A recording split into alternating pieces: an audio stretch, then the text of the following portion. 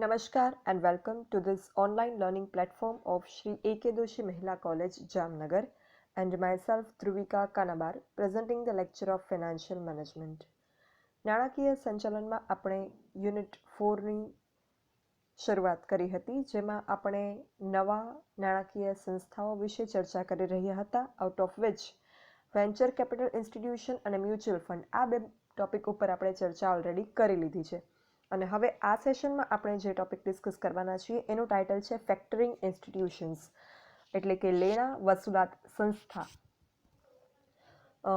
આ જે સંસ્થા છે એ પહેલાં સિમ્પલ લેંગ્વેજમાં જો સમજાવું તો આ સંસ્થા જે છે એ જે પેઢી કે જે બિઝનેસ કરતી હોય એ પેઢી જેને ઉધાર માલ કે સેવા પૂરી પાડતી હોય, પછી એમની પાસેથી જે છે એમણે લેણું વસૂલ કરવાનું હોય. તો આ જે લેણું વસૂલ કરવાનું જે કામ છે અને આખી જે એની પ્રોસેસ છે એ આ અમુક પ્રોફેશનલ આવા સર્વિસ પ્રોવાઈડરને આપવામાં આવે. એ સર્વિસ પ્રોવાઈડર એટલે ફેક્ટરિંગ ઇન્સ્ટિટ્યુશન્સ. ફેક્ટરિંગ એટલે પેઢીના લેણા વસૂલ કરવા માટે મદદ પૂરી પાડતી સેવા. ફેક્ટરિંગ એક એવી નાણાકીય સેવા છે કે જે પેઢીને પોતાના લેણા યોગ્ય રીતે અને યોગ્ય સમયે વસૂલ કરવામાં મદદ કરતી હોય છે. એટલે એને લેણા સંચાલનની એક વિશિષ્ટ સંસ્થા તરીકે પણ કહી શકાય. આ સંસ્થા જે છે એ સ્પેશિયલી પેઢીઓના લેણા વસૂલ કરવાનું કામકાજ સંભાળે છે.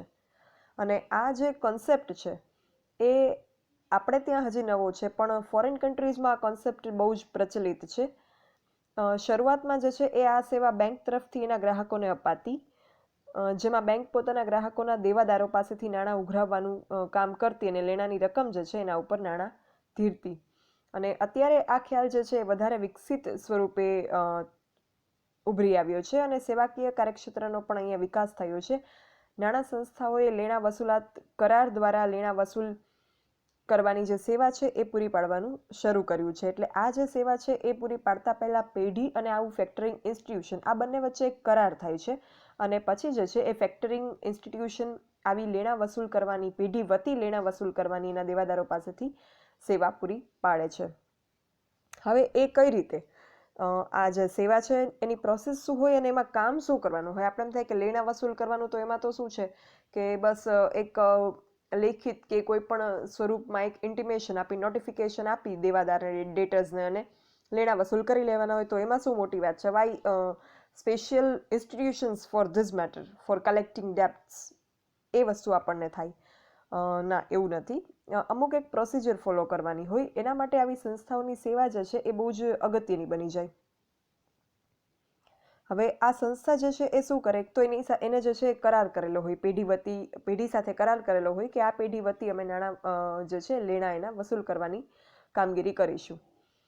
તો આ જે કરાર કરેલો હોય એના અંતર્ગત લેણા વસૂલાત સેવા જે છે એ આપવાનો અને કંપની કે પેઢી વતી ઉધાર વેચાણના દેવાદારો જે છે એની સાથેનો લેણા વસૂલની કામગીરી કરવાનું એક નક્કી થાય છે. અને આ પછી જે છે એ ફેક્ટરિંગ ઇન્સ્ટિટ્યુશન એક યાદી તૈયાર કરે, એક નોંધ તૈયાર કરે કે જેમાં પેઢીના બધા જ દેવાદારોની નોંધ એમાં કરેલી હોય. પેઢીના દેવાદારો એટલે એવા વ્યક્તિઓ કે જેમને પેઢીએ ઉધાર માલ કે સેવાનું વેચાણ કરેલું છે, એમનું બધું જ નોટ ડાઉન જે છે એ આ સંસ્થા કરી રાખતી હોય. અને પછી જે છે એ સમયાંતરે સમય થાય ત્યારે ટાઈમ ટુ ટાઈમ ઉઘરાણી કરે, કલેક્શન કરે. તો આ રીતે જે ફેક્ટરિંગ ઇન્સ્ટિટ્યુશન છે એ પેઢીના દેવાદારો ઉપર અંકુશ રાખે અને સલામતી પૂરી પાડે છે પેઢીને પોતાના દેવાના ઉઘરાણી માટે. અને ચોપડામાં જે કોઈ દેવાદારોની નોંધ કરેલી હોય એ દેવાદારોની રકમ જે છે એ સમયસર એ દેવાદારો પાસેથી રકમ ઉઘરાવવાનું કામ ફેક્ટરિંગ ઇન્સ્ટિટ્યુશન કરે. એટલે એનાથી જે ફેક્ટરિંગ ઇન્સ્ટિટ્યુશનના જે ગ્રાહક છે એના ગ્રાહક એટલે પેઢી કે જેણે કોઈ બીજી પેઢીને કંઈક ઉધાર આપેલું હતું, તો આ જે ફેક્ટરિંગ ઇન્સ્ટિટ્યુશનના જે ગ્રાહક છે એની કાર્યશીલ મૂડીનો પ્રવાહ અટકે નહીં એ કામ થાય. અને બીજું એને લોન પણ આપે છે. ફેક્ટરિંગ ઇન્સ્ટિટ્યુશન છે એ અગર કોઈ દેવાદારો પાસેથી સમયસર ઉઘરાણી ના કરી શકી તો ઇન ધેટ કેસ જે એના ફેક્ટરિંગ ઇન્સ્ટિટ્યૂટના ગ્રાહક હશે, એટલે કે જે પેઢી હશે કે જેમણે ઉધાર નાણાં ઉઘરાવી અને આપવાના હતા, એ પેઢી પાસે કાર્યશીલ મૂડીની ઘટ થશે જો ઉઘરાવીને નહીં આપે ફેક્ટરિંગ સંસ્થા. તો ઇન ધેટ કેસ બીજો પણ ઓપ્શન છે ફેક્ટરિંગ સંસ્થા પાસે, એ છે ફેક્ટરિંગ ઇન્સ્ટિટ્યૂટ જે છે એ લોન આપશે પોતાના ક્લાયન્ટ પેઢીને અને એની કાર્યશીલ મૂડીનો પ્રવાહ જે છે એ જાળવી રાખે એવા પ્રયત્ન કરશે. ફેક્ટરિંગ સેવા જે છે એ મળે એના લીધે કંપની કે પેઢી, કોઈ પણ કંપની કે પેઢી જે આવી સેવાઓ મેળવે છે એને પોતાનું સંપૂર્ણ ધ્યાન જે છે એ બાકીની જે બિઝનેસની જરૂરી પ્રવૃત્તિઓ છે એના ઉપર ફોકસ કરી શકે.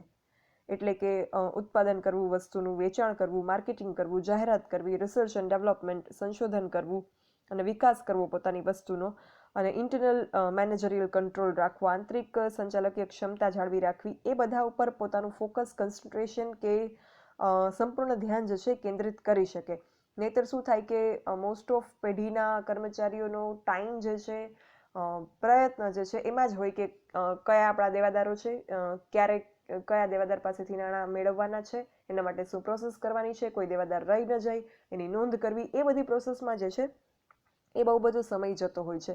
એટલે એ અહીંયા જે છે એ સમય બિલકુલ જશે નહીં. અને જે અગત્યની બિઝનેસની બાબતો છે, જે રૂટીન બિઝનેસ, એકચ્યુઅલમાં જે બિઝનેસ છે, ધંધાકીય પ્રવૃત્તિ છે, એમાં ધ્યાન કેન્દ્રિત કરવાનો પૂરેપૂરો જે છે એ તક મળશે પેઢીને આ ફેક્ટરિંગ સર્વિસીસ હાયર કરવાથી. વેચાણનો રેકોર્ડ રાખવો, દેવાદારના ખાતા તૈયાર કરવા, બિલ તૈયાર કરવા, નાણાંની ઉઘરાણી કરવી, આ બધું જ જે છે એ લેણા વસૂલાત સંસ્થા કામ કરે છે. આવા સંજોગોમાં જ્યારે ફેક્ટરિંગ ઇન્સ્ટિટ્યુશનને રોકવામાં આવે ત્યારે જે વેચાણના રેકોર્ડથી લઈ અને ઉધાર વેચાણનો રેકોર્ડ રાખવો, દેવાદારના ખાતા તૈયાર કરવા, બિલ તૈયાર કરવા, નાણાંની ઉઘરાણી દેવાદાર પાસેથી કરવી, આ બધું કામ જે છે એ ફેક્ટરિંગ સંસ્થા સંભાળી લે છે. એટલે એ કામમાંથી જે છે એ પેઢીને મુક્તિ મળી જાય. લેણા વસૂલાત સંસ્થા જે છે એના ઘણા બધા લાભ છે. આ આપણે એનો અર્થ જોઈએ એના ઉપરથી પણ આપણે એના લાભ જણાય, અને એ સિવાય પણ જે છે એના લાભની જો ચર્ચા કરીએ તો અહીંયા જે છે એ લાભના પોઈન્ટ્સ આપેલા છે. એક તો એકમના ખર્ચમાં બચત. લેણા વસૂલાત સંસ્થા એટલે કે ફેક્ટરિંગ ઇન્સ્ટિટ્યુશન જે છે એની સાથે કોઈ એકમ કે પેઢી કોન્ટ્રાક્ટ કરે, કરાર કરે કે તમારે અમારું ઉઘરાણીનું કામકાજ જે છે એ મેનેજ કરવાનું છે, સંભાળવાનું છે.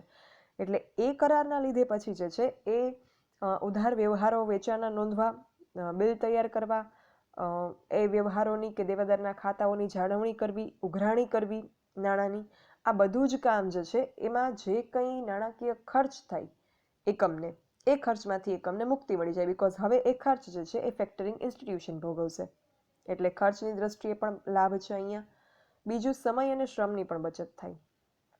તો એકમ જે છે એ પોતે લેણા વસૂલ કરે તો એમાં એની ઉઘરાણી પાછળ જે કોઈ ટાઈમ અને એફોર્ટ્સ જોઈએ, જે કોઈ યાદ રાખવું પડે, યસ આ દેવાદારનું આટલા પર્સન્ટેજ જે છે એ ઉઘરાણી નથી આવી, આટલા પર્સન્ટેજ આવી છે, આ દેવાદારની બિલકુલ નથી આવી, તો એમને આગળ જાણ કરવાની છે. આ દેવાદારની જે છે એ સમય પૂરો થઈ ગયો છતાં પણ નથી આવી, તો એમને જે છે એ કંઈક કડક ભાષામાં પત્ર લખવાનો છે કે મેઇલ કરવાનો છે. એવા જે કંઈ પ્રયત્ન છે કે એ પાછળ જે કોઈ સમય વેડફાય એ નોંધ રાખવા પાછળ કે યસ આનું આટલું ઉઘરાણી આવી અને ન આવી, એ બધું જ ડેટા જે છે એને જે નોટ ડાઉન કરવાનું કે એનો રેકોર્ડ રાખવાનો જે ટાઈમ અને એફોર્ટ્સ એમાં જે જોઈએ, સમય અને શ્રમ, એ બધું અહીંયા સંસ્થા કે પેઢીનું બચી જાય. બિકોઝ આ બધું કામ હવે કોણ કરશે? ફેક્ટરિંગ ઇન્સ્ટિટ્યુશન, કારણ કે એની સાથે કરાર કરવામાં આવતો હોય છે લેણા વસૂલાતની સેવા પૂરી પાડવાનો. એટલે એ રીતે જે છે એ અહીંયા સમય અને માનવ શ્રમની પણ બચત થાય છે. એ સિવાય ઉત્પાદકોને અને ગ્રાહકોની વચ્ચે જે છે એ સુમેળભર્યા સંબંધો જળવાય છે.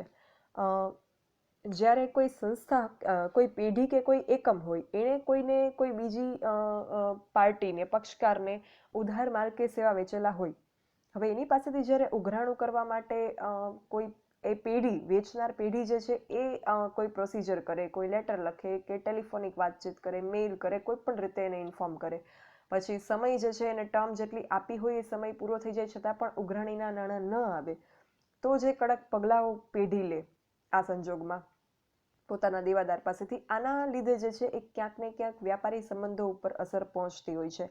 ઘણી વખત એવું હોય કે કોઈ જેન્યુઅન રીઝનથી જે દેવાદાર છે નાણાં ન ચૂકવી શકે, તો એમનો ઈરાદો નથી નાણાં ચૂકવવાનો કે એવું કંઈ ના હોય, પણ કોઈ વ્યાજબી કારણસર એ લોકો ના ચૂકવી શકતા હોય, અને એવા સંજોગોમાં પણ જે પેઢી છે એમને કોઈ સ્ટ્રિક્ટલી, કડક રીતે એમને જે છે એ એની સાથે ટ્રીટમેન્ટ કરે કે કોઈ પગલાઓ લે, તો એવા સંજોગોમાં વ્યાપારી સંબંધોને હાનિ પહોંચતી હોય છે કે જે પછી ફ્યુચરમાં એ બંને પક્ષકાર વચ્ચેનું ટ્રેડિંગ છે, વેપાર છે, એને અટકાવી શકે, એવું બધું થઈ શકે. અને માર્કેટ રેપ્યુટેશન, બજારમાં પણ જે છે એ પ્રતિષ્ઠા ઉપર એની અસર પહોંચે. તો આ બધી વસ્તુઓ જે છે એ ઉત્પાદક અને ગ્રાહક વચ્ચેના સુમેળભર્યા સંબંધોમાં એક જે છે એ અવરોધરૂપ થાય. એ સમસ્યા પણ અહીંયા ફેક્ટરિંગ ઇન્સ્ટિટ્યુશનની સેવા લેવાથી જે છે એ સમસ્યાનો હલ થઈ જાય છે. કારણ કે જ્યારે ફેક્ટરિંગ ઇન્સ્ટિટ્યુશનને હાયર કરેલા હોય લેણાની વસૂલાત કરવા માટે, ઇન ધેટ કેસ દેવાદારનો રેકોર્ડ રાખવો, ઉધાર વેચાણનો રેકોર્ડ રાખવો, ઉઘરાણીનું કામ કરવું, બિલ બનાવવા, દેવા પર અંકુશ રાખવો, સલામતીના પગલાં લેવા, ઘાલખાદ ન થાય. ઘાલખાદ એટલે તો આઈ ડોન્ટ થિંક કે મારે કહેવાની જરૂર છે એકાઉન્ટના સ્ટુડન્ટ્સને. તો ઘાલખાદ ન થાય એટલે નાણાં કોઈ પણ સંજોગોમાં જે છે એ ડૂબી ન જાય પેઢીના એકમના, એ બધી જ બાબતનું ધ્યાન રાખવાનું કામ જે છે એ ફેક્ટરિંગ ઇન્સ્ટિટ્યુશન કરશે આવા સંજોગોમાં. એટલે એ જે કંઈ પગલાં લેશે એ પોતે લેશે. એટલે ઇન ધેટ કેસ દેવાદાર અને લેણદાર, ઉત્પાદક અને ગ્રાહક વચ્ચેના જે સંબંધ છે એમાં તણાવ ઊભો થશે નહીં. એટલે ફેક્ટરિંગ સેવાનો લાભ લેવાથી આ સમસ્યા જે છે એ ફેક્ટરિંગ સેવા આપતી સંસ્થા અને ગ્રાહકો પૂરતી જ સીમિત રહેશે. વચ્ચે પિક્ચરમાંથી અહીંયા જે પેઢી છે, જે લેણદાર છે એ નીકળી જશે. એટલે એમના સંબંધ જે એમના ગ્રાહકો સાથે કે દેવાદારો સાથે છે એ બગડશે નહીં. એટલે એના લીધે એમના બિઝનેસ રિલેશન્સ ઉપર કંઈ ખરાબ અસર નહીં થાય અને માર્કેટમાં પ્રતિષ્ઠા પણ જોખમાશે નહીં. એટલે એમના જે રિલેશન્સ છે, બિઝનેસ રિલેશન્સ, એ સાઉન્ડ બિઝનેસ રિલેશન મેન્ટેન રહેશે ફેક્ટરિંગ સેવા લેવાથી. અને ઉત્પાદકો કે ગ્રાહકો વચ્ચે જે છે એ સુમેળભર્યા સંબંધો જળવાઈ રહેશે. તો આ રીતે ફેક્ટરિંગ ઇન્સ્ટિટ્યુશનની સેવા લેવાથી એક તો લેણાની વસૂલાત સમયસર થશે એની ખાતરી થઈ જાય, અને એ સિવાય એના માટેનો ખર્ચ, પ્રયત્ન, સમયનો બગાડ, એ બધી જ બાબતમાંથી જે છે એ સંસ્થા પેઢીને કે એકમને મુક્તિ મળી જાય. અને બીજું કે બિઝનેસ રિલેશન્સ જે છે એ પણ સારા મેન્ટેન થઈ જાય. આપણે હજુ પણ ફેક્ટરિંગ ઇન્સ્ટિટ્યુશનના કાર્ય એટલે કે ફંક્શન્સ ઓફ ફેક્ટરિંગ ઇન્સ્ટિટ્યુશન્સ અને ટાઈપ્સ ઓફ ફેક્ટરિંગ સર્વિસીસ, લેણા વસૂલાત સંસ્થા દ્વારા અપાતી સેવાઓના પ્રકારો, આ બંને પોઈન્ટ ઉપર ચર્ચા કરવાની છે, જે આપણે આપણા આગળના સેશન્સમાં કરીશું. Thank you. જો કોઈને કંઈ ડાઉટ કે ક્વેરી હોય, you can write me on this mail dbk.dhruvika@gmail.com. Thank you.